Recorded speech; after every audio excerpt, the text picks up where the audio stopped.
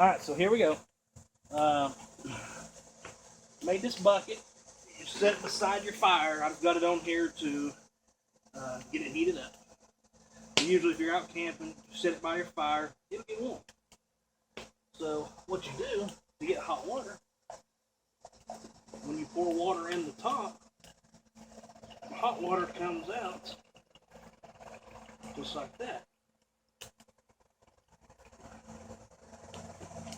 And